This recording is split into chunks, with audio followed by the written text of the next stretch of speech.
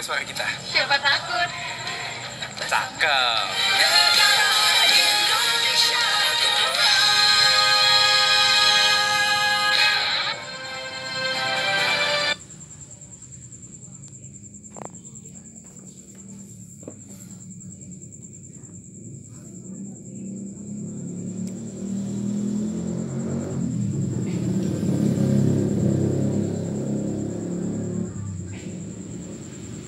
Ayo dong, hey.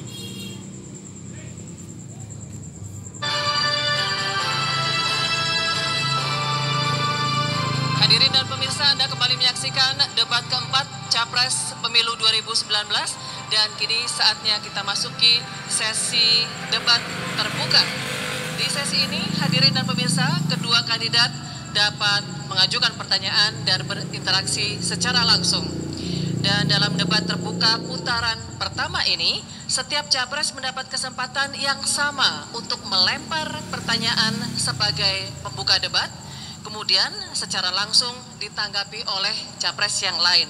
Demikian seterusnya Bapak-Bapak, dan durasi untuk kedua capres mengajukan pertanyaan adalah 2 menit, kemudian untuk menjawab 2 menit, dan saling menanggapi masing-masing durasinya 2 menit.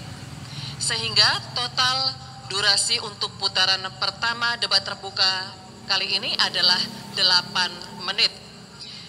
Bapak-bapak, kami sebagai moderator hanya bertugas mengawal jalannya debat agar berjalan dengan tertib dan mengingatkan waktu saat telah habis.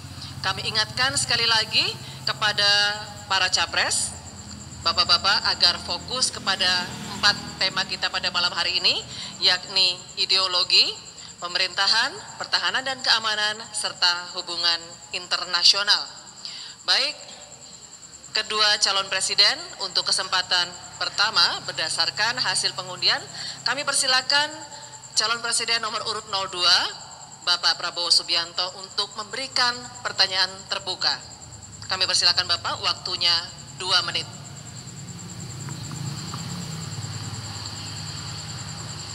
Baik, kita bersama-sama ikut bertanggung jawab untuk pertahanan keamanan bangsa kita. Jadi saya di sini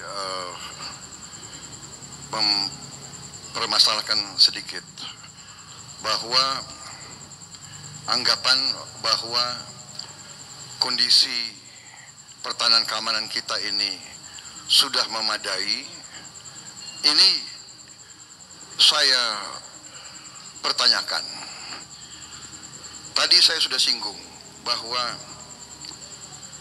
pembiayaan kita adalah 0,8% dari GDP, 5% dari APBN, padahal tetangga-tetangga kita sampai dengan 3% dari GDP, 30% dari APBN mereka. Artinya begini Pak Jokowi, artinya mungkin kita lihat, kita beli alat, tetapi kita harus lihat itu kalau dalam pertahanan itu harus kita lihat apple to apple. Kalau dia punya peluru kendali, kalau dia punya umpamanya kapal selam, kita harus tahu kemampuan kapal selam ini jenisnya ini.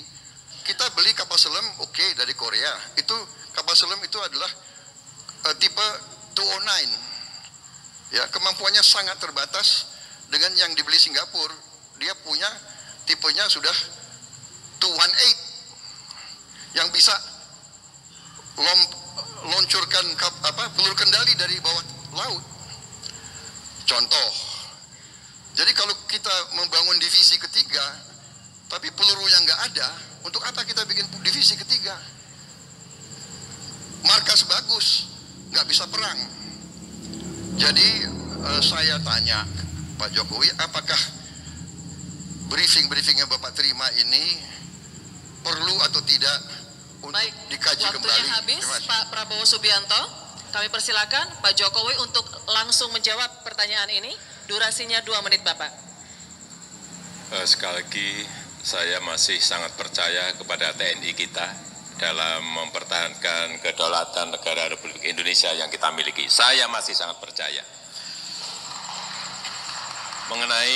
Kembali lagi, mengenai anggaran pertahanan.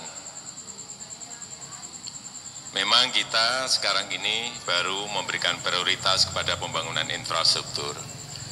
Pada suatu saat apabila pertumbuhan ekonomi kita semakin baik, karena ekonomi dunia juga pada posisi normal, kita akan bisa memberikan anggaran yang lebih baik kepada TNI kita dalam rangka membangun alutsista ke depan yang lebih baik.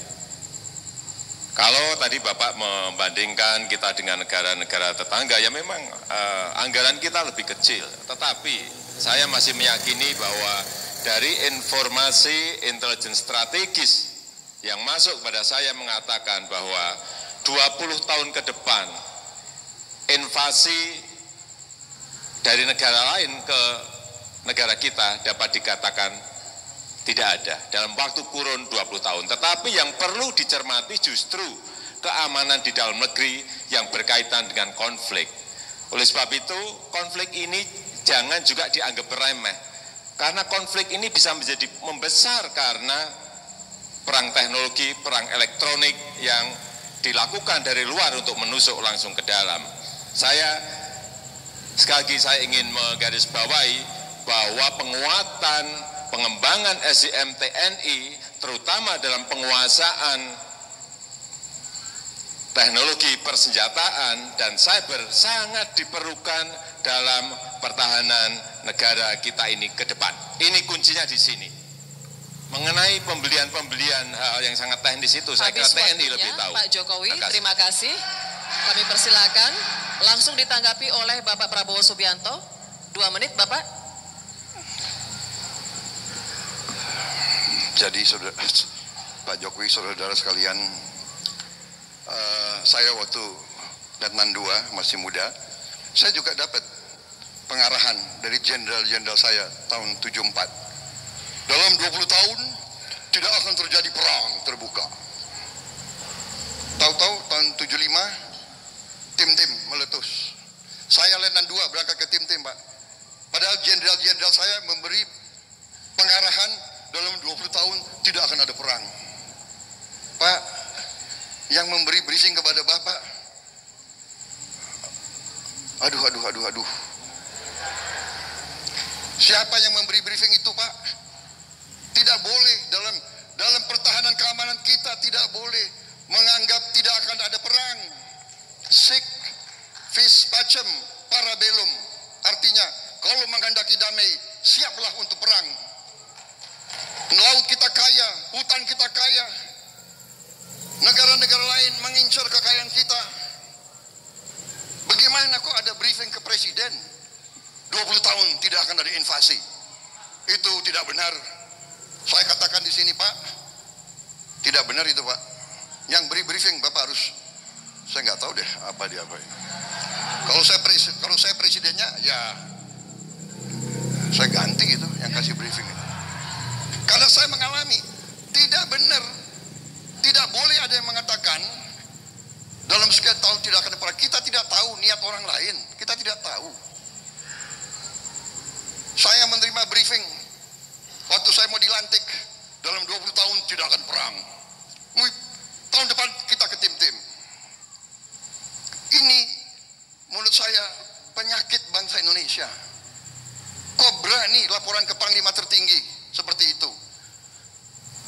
Saya kira ini masalah ini bukan salah Bapak. Baik, Bapak, tapi waktunya habis, Pak Prabowo. Terima kasih. Kini giliran. Baik, mohon tenang, pendukung Capres 02. Debat masih berlanjut. Mohon tenang terlebih dahulu. Terima kasih. Baik, langsung ditanggapi Pak Jokowi, kami persilakan. Waktunya sama 2 menit. Ini yang namanya perkiraan. Artinya intelijen strategis kita ini memperkirakan, tidak ada. Oleh sebab itu, dalam rangka strategi ke depan, mestinya yang dipentingkan sebelah mana kita menjadi tahu. Jangan sampai kita keliru memperkirakan ke depan, sehingga strateginya juga menjadi keliru. Inilah yang ingin saya garis bawahi. Bukan tidak, tetapi diperkirakan. Intelijen strategis memperkirakan. dari perkiraan. Dan yang perkiraan bisa betul, tetapi juga bisa keliru. Oleh sebab itu, kembali lagi ingin saya sampaikan bahwa penguasaan teknologi, persenjataan, dan cyber ini sangat-sangat diperlukan dalam pertahanan kita ke depan. Oleh sebab itu, kenapa tadi saya menyampaikan bahwa pemasangan radar udara kita di 19 titik sudah dilakukan, pemasangan radar maritim kita sudah 11 titik dilakukan, itu dalam rangka menjaga kedaulatan negara kita Indonesia. Dan kita semuanya pasti setuju bahwa anggaran pertahanan itu harus ditingkatkan lagi. Ya, setuju. Tetapi prioritasnya tentu saja kita harus ada skala prioritas. Sekarang mungkin kita sudah mengerjakan untuk skala prioritas di infrastruktur. Ke depan, 5 tahun ke depan kita akan membuat skala prioritas lagi di pengembangan sumber daya manusia. Mungkin ketiga nanti di anggaran pertahanan akan menjadi prioritas. Kenapa tidak? Tapi prioritas-prioritas seperti ini ada semuanya untuk kepentingan rakyat, untuk kepentingan masyarakat, untuk kepentingan bangsa, dan untuk kepentingan negara. Baik, terima kasih Pak Joko Widodo. Waktunya habis. Dan hadirin dan pemirsa, kita telah menyelesaikan debat terbuka putaran pertama. Kini kita bergeser ke debat terbuka putaran yang kedua. Di putaran yang kedua ini, kami akan ingatkan kembali bahwa total waktu dalam debat terbuka sama 8 menit dan setiap capres berkesempatan berbicara selama 2 menit. Untuk putaran kedua ini, kita akan berikan giliran pertama kepada capres nomor urut 01, Bapak Joko Widodo, untuk mengajukan pertanyaan kepada capres nomor urut 02. Waktunya 2 menit, kami persilakan.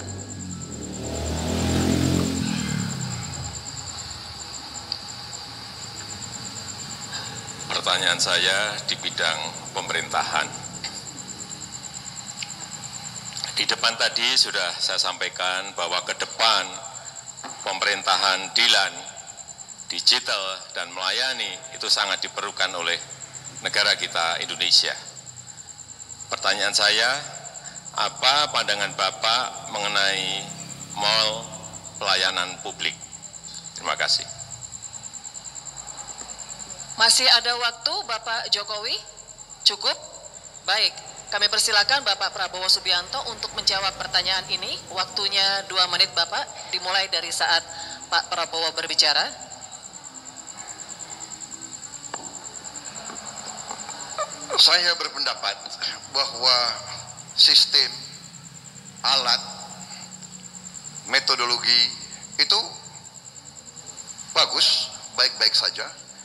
Jadi kalau itu pelayanan publik dan itu maksudnya untuk efisiensi, untuk mengurangi red tape, birokrasi, dan sebagainya, saya dukung, tidak ada masalah.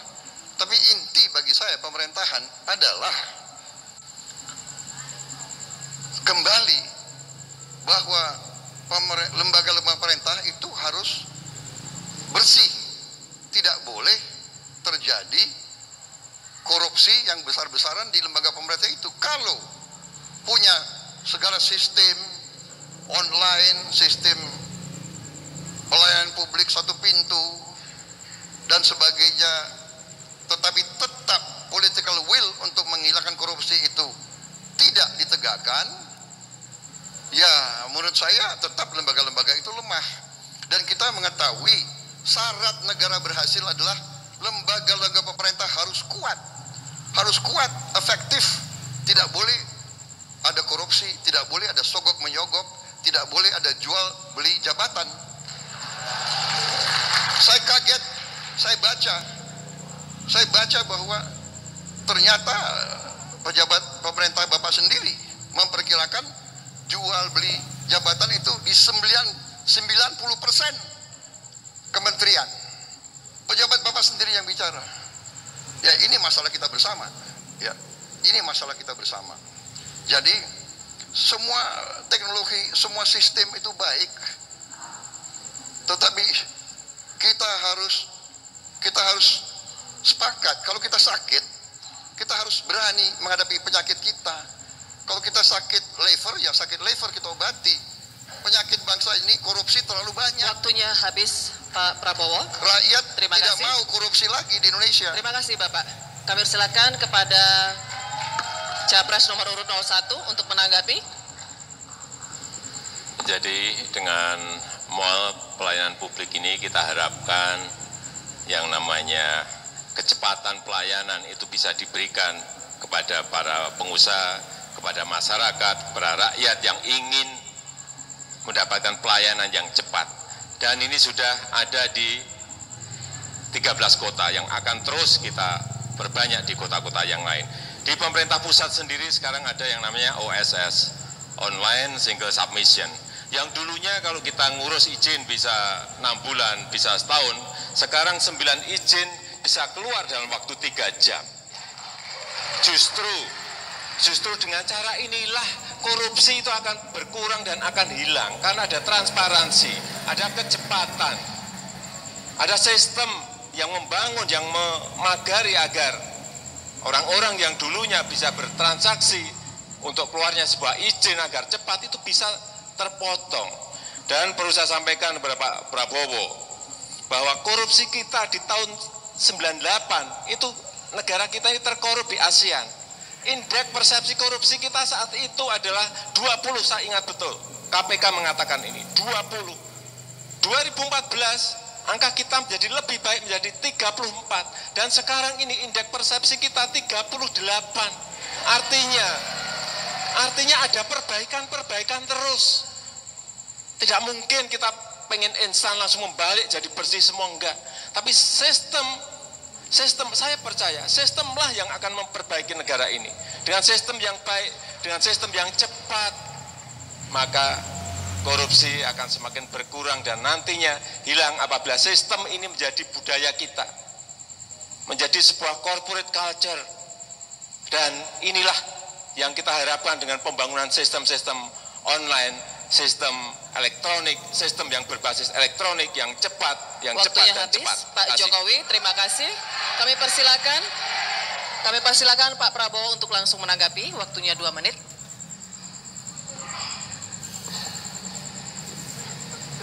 Jadi memang kita sepakat bahwa korupsi ini harus kita atasi. Dan kita paham dan kita mengerti bahwa sistem akan mendukung dan memperbaiki itu. Tapi saya mempermasalahkan di kondisi negara sekarang, Pak. Mungkin ini yang Bapak tidak tangkap dari perkembangan masyarakat yang real yang kita alami. Ada suatu distrust, kehilangan kepercayaan kepada elit dan kepada pemerintahan. Karena kadang-kadang niat yang diucapkan tidak sesuai dengan pelaksanaan yang dilaksanakan di bawah itu. Sebagai contoh, maaf Pak, ya ini saya harus menyampaikan ya, bahwa Bapak komit kepada demokrasi, saya tahu itu. Tetapi maaf, bocor di mana-mana surat-surat dari pejabat-pejabat Bapak yang memerintahkan penggunaan aparat untuk membantu salah satu kontestan dalam pemilihan. Pak, ini kan tidak sesuai dengan kaidah demokrasi, Pak. Saya khawatir mungkin Bapak tidak paham, di bawah ini banyak ada kepala desa dimasukin penjara, dipanggil, dikasih pengarahan, aparat yang memberi petunjuk, memberi pengarahan. Ini bagaimana dengan sistem sebaik apapun, kalau memang will untuk menjalankan demokrasi tidak dijalankan, menjalankan pemerintahan, saya khawatir distrust ini tambah. Waktunya habis, Pak Prabowo, terima kasih. Baik, kita telah menyelesaikan debat terbuka untuk segmen ini, dan di segmen berikutnya masih ada 2 putaran lagi debat terbuka yang akan dipandu oleh rekan saya Zulfikar Nagy. Karena itu tetaplah bersama debat keempat Capres Pemilu 2019.